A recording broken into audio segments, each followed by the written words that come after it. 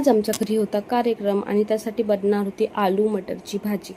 आलू मटरची भाजी तर ही सगळ्यांची फेवरेट असते आणि मोठ्या क्वांटिटीमध्ये कशी बनवायची तर हे मी आज या व्हिडिओमध्ये सांगणार आहे। ज्या माझ्या मामी आहेत त्या ही भाजी बनवणार आहे।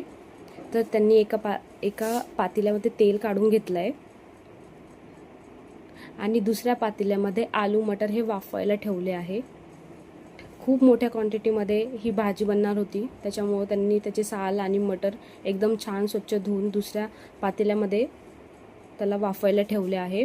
एका पातेल्यामध्ये त्यांनी ऑलरेडी पूर्ण पातेलं भरून पाणी गरम केलेलं होतं आणि दुसऱ्या पातेल्यामध्ये त्यांनी मोहरीचा तडका दिला आहे। मोहरीचा तडका छान फ्राय झाल्यानंतर किंवा कडकड आवाज आल्यानंतर त्यांनी टाकला आहे त्याच्यामध्ये कांदा, तो छान फ्राय त्या करून घेत आहेत। त्यानंतर मामांचं तर असं पटपट काम चाललं आहे, त्यांनी कोथिंबीर कट करून घेतली आहे। मामी इकडे तडका देत होत्या, त्यानंतर त्याच्यानंतर टाकलाय त्यांनी अद्रक लसूण, ते छान फ्राय करून घेत आहेत त्या।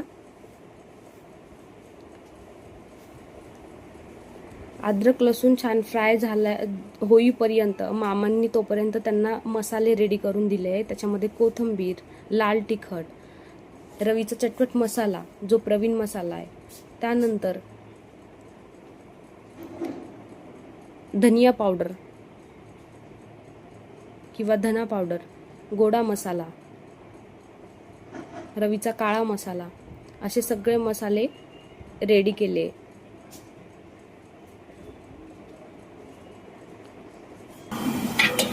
मामींनी फटफट मसाले टाकले आणि बघा तरी एकदम भारी झाली आहे। त्यानंतर थोडंसं त्यांनी गरम पाणी घातलंय। गरम पाणी घातलं की मसाले जळत नाही।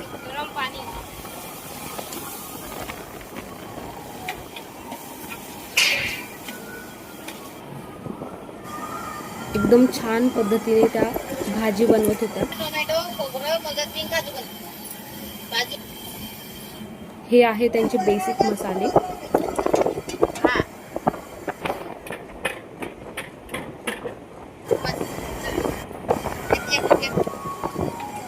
बघताच खावी वाटते भाजी, एवढी छान तर्री आली आहे भाजीला।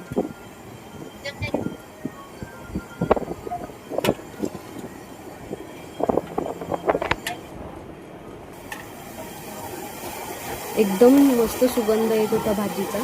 त्यामध्ये त्यांनी ऍड केला आहे हळदी पावडर,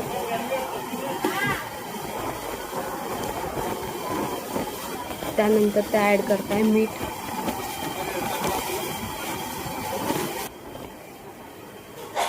दुसऱ्या मावशी पटपट पुऱ्यांची तयारी करत होत्या। आपले बटाटे आणि वटाणे एकदम छान उकडलेले आहे, जास्त पण नाही आणि कमी पण नाही, असे छान बटाटे उकडून घेतले आपण। नंतर काकांनी पटकन पातेलं उचलून त्यामध्ये टाकले सगळे बटाटे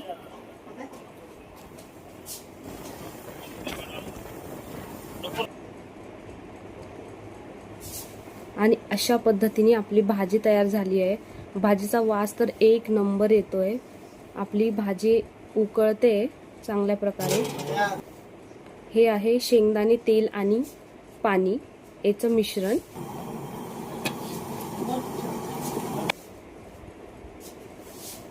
थोडंसं भाजी घट्ट होण्यासाठी आपण हे मिश्रण टाकणार आहे आणि अजून थोडंसं पाणी टाकून भाजी परत उकळवून घेणार आहे। तोपर्यंत मामींची पटपट तयारी चालू होती की मी कोथिंबीर पण कापून घेते।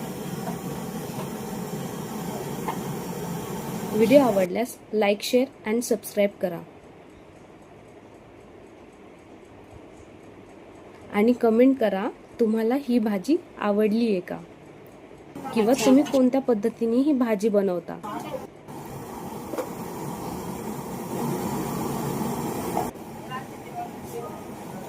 नेक्स्ट रेसिपीमध्ये आपण पुलावची रेसिपी मी टाकणार आहे। थँक्यू।